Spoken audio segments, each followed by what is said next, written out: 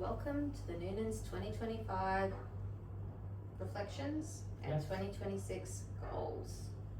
What we're going to do today, we're going to start with the reflections, and we're going to go through what went well and what didn't go well in 2025. Then from there, we are going to move on with what needs to change and what should stay the same. Thirdly, we're going to do how will we undergo growth and what are we going to learn this year? That's right, Next year, the other this year. Lastly, we're going to do our goals, but we're actually not going to upload our goals. And the reason for this is because of research that demonstrates uploading or talking about your goals in public actually gives you a little dopamine hit that can potentially impact you achieving those goals. Correct. So we're going to start first off with what went well. What went well this year, which is something that we've been doing for a while now, was getting up early. So for me, I didn't have that. That's a good one. I like that. Yeah. For me, there was a lot of frustration with getting up early. Sometimes it was voluntarily, sometimes it was involuntarily getting up early. The hardest part was the getting up, but then once I was up, the early morning is just such a productive time to be awake, and nobody annoys you. There's no traffic. There's just everybody's asleep, and it's magical. And you can get so much done. 100%. And it's also an effective way to work with colleagues that you might have that are working across the other side of the world, and it's good to be able to support them, but it's also good to be able to support yourself, so not having that noise, as Mel said, of the other people, of the traffic, the phone calls, the text messages, the emails. It gives you time to sort of plan your day, if you exercise, to do your exercises, to get everything done early, and then if you're still going to the office, you leave early enough that you're outside of the peak traffic window. So for me, that was what went really, really well this year, and something that I'll continue into next year. And this is my reward, a cheese cracker. Woohoo! So what went well for me, I too took notes, but I did them analog style. I had a lot of difficulty starting this list, but then once I started, it was like a waterfall. So firstly, hit the gym, and I increased my bench press by 10 kilos or 25%, which I am super, super happy about because upper body is a very weak point for me. I added a bench specific workout and did lots of accessory work and lots of big volume, and just kind of accepted that some days I would just have to kind of roll the bar off myself like a wriggling potato, but that's okay. So what I'm also very pleased with is we didn't set goals that were kind of in these 4 weeks we're going to achieve this goal. We set months-long goals, and in terms of nutrition, fueling, training for the races that we did, and I feel like we actually did really well with that. I think we nailed pretty much all of them, for us at least. So everyone is going to be a bit different, I think, but for us, we got it really right. Yeah, I feel like we did. The other thing that I was very pleased with is I stopped having sugar in my morning coffee. I was at the point where I was having sugarine or equal, but it was kind of, I'm still getting that sugar flavor, so I'm not really teaching my body to enjoy different tastes. The other thing that went well, okay, big reveal time, is that I cut all my hair off from here to here, and I fell in love.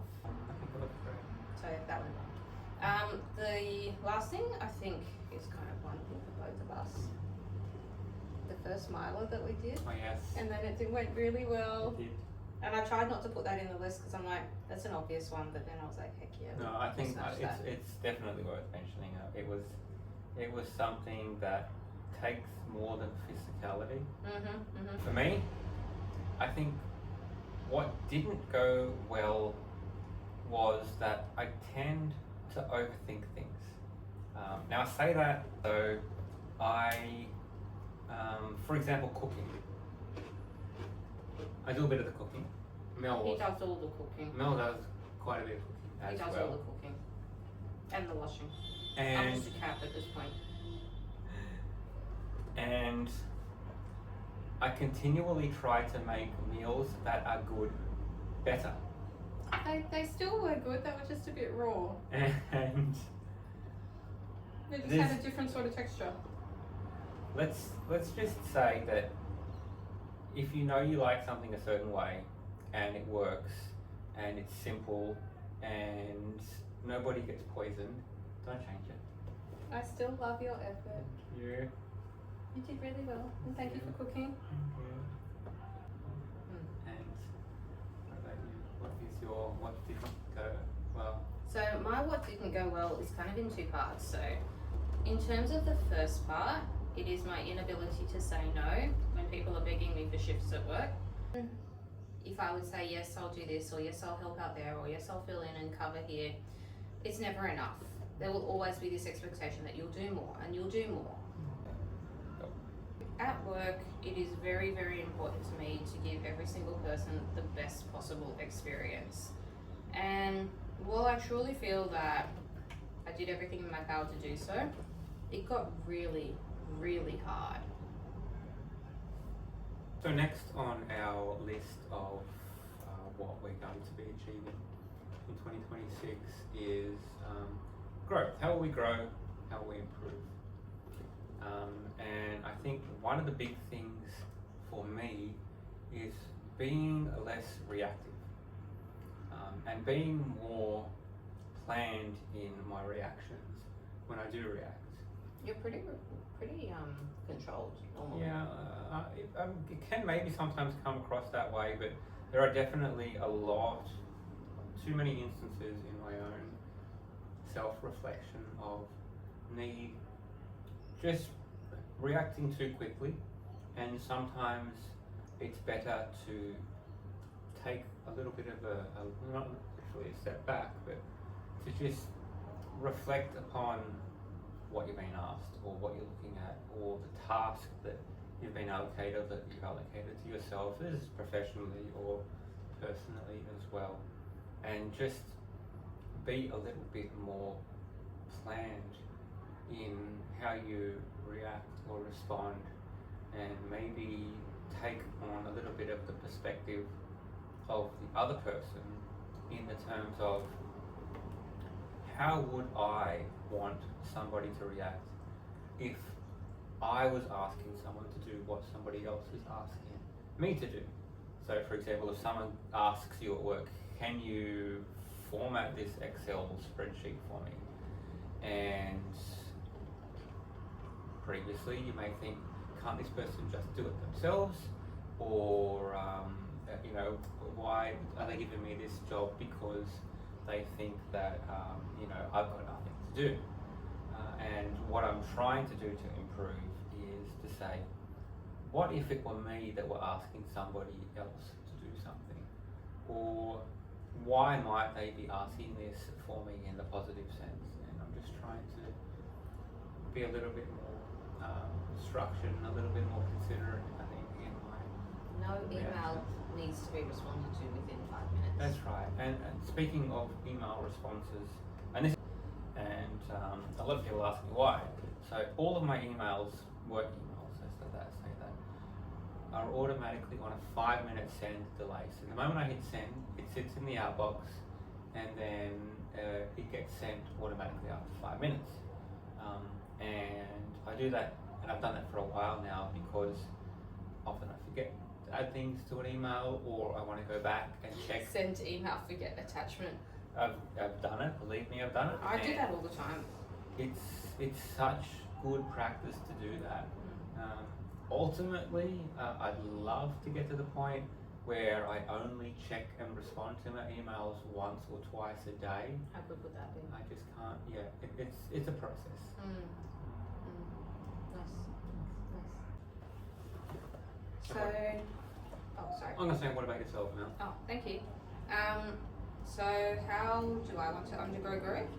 Well, I actually did a bit of research into this, and 3 questions that kept popping up were: what annoys me? What do I stand for? What do I avoid? What do I keep putting off? So if I was to answer that, what annoys me is any sort of loss of control. I've always been a bit of a independently minded person and very stubborn. Oh, that stubborn is right. But Thank stubborn is not a bad thing. Thank you. I do find like noises and lights and people yapping at me terribly annoying. And also one thing that just does my head in is doing busy work or repetitive work. So then we tie in, what do I stand for? So I stand for valuing the time that I have and also keeping the home a safe and pleasant place. That's very important to me. So what do I avoid? Again, coming back to part 1 of the previous conversation, saying no to work, and I avoid outsourcing work because that is a loss of control. And I also avoid teaching and mentoring. So how I need to undergo growth, I really feel that I need to accept a bit of loss of control and undertake some outsourcing. What are we going to learn? So this comes away from personal growth and towards skills, whether they're technical or career skills or skills. Okay. Anyway, so the first thing that I need to learn is to start sticking my toe in implant treatments. I have not wanted to do it for many years because I've always had this philosophy where I'm not going to put teeth back in until I'm proficient at taking teeth out. And most of the time I can take teeth out, but sometimes there are diabolically difficult cases that catch me, so that's always kind of put me off on what if I experience something similar when it comes to implant treatment. But it's time to start, and start slowly and do the thing correctly. The other thing I want to do is explore not doing more household chores. As I have said, I am a cat and don't really do much, but to be more efficient with household chores. I think going a little bit more on the point you made about housework, and I'm not harping on that point specifically for You should probably be any harping one on that reason. point.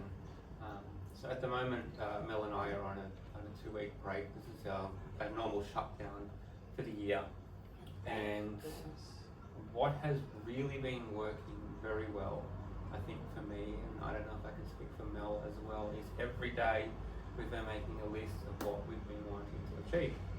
And this is maybe slightly off topic, but I think it sort of still goes to the point about what you said about the housework, and that has just helped so much. To just not even blocking things, just blocking things out and saying we're going to allocate this much time to this task, and then if it goes over a little bit, which it can sometimes do, and that's another point of personal growth that I think that I need to get better at, but I have kept it pretty well on target. I'm covered in biscuit crumbs. Next up is what needs to change next year.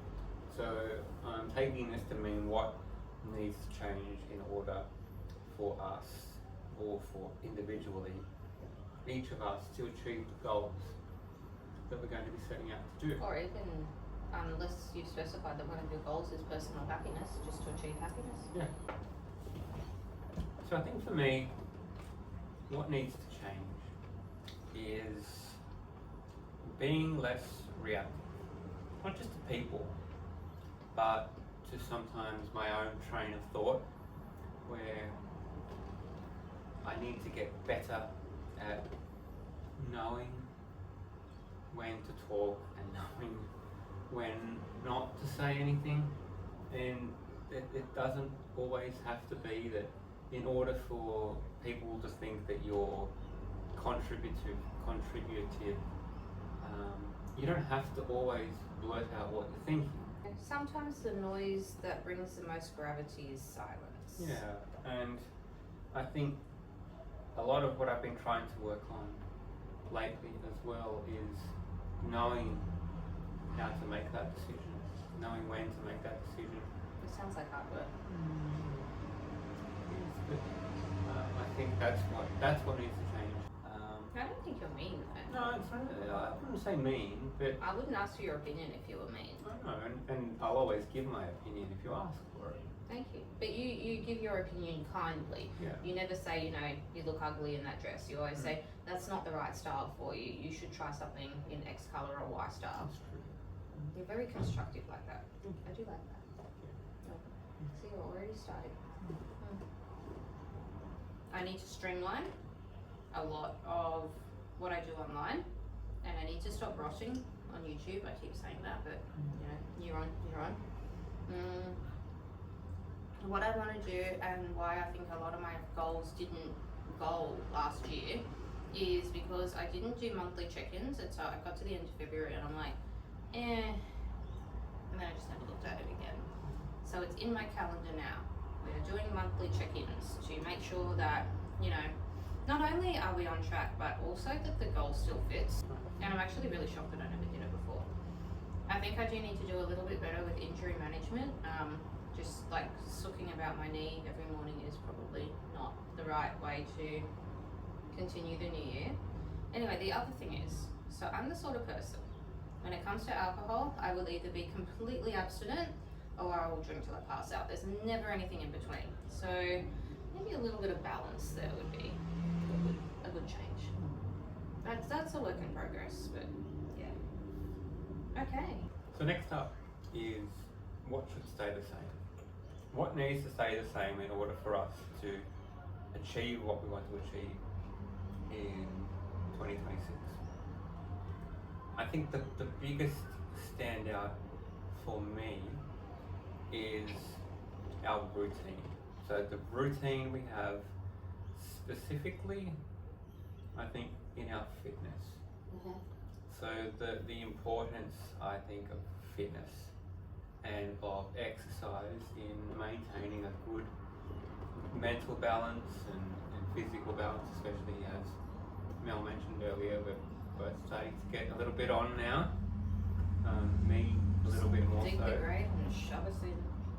than Mel, is the consistency of which we exercise. So we both have this sickness where we A plague.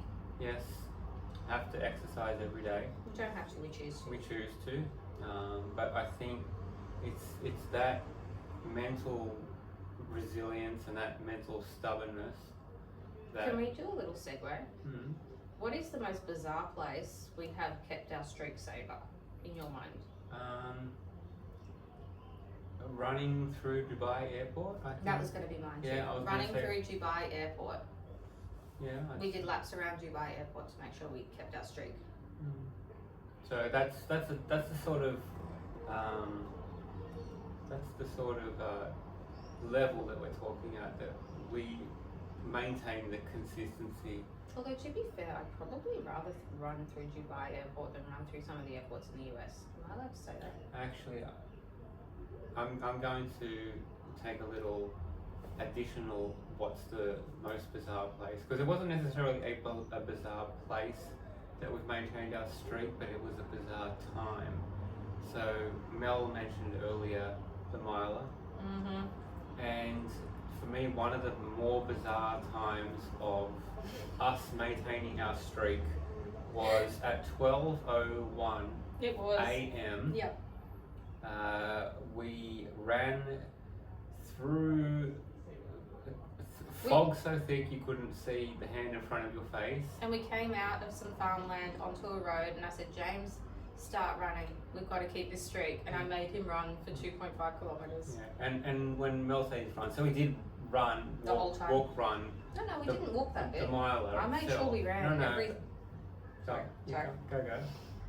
I made sure we ran that 2.5 That's kilometres. what I was going to say, is that we then went from our standard miler pace, walk run, to our normal street Running saver pace. pace, which was quite a bit faster.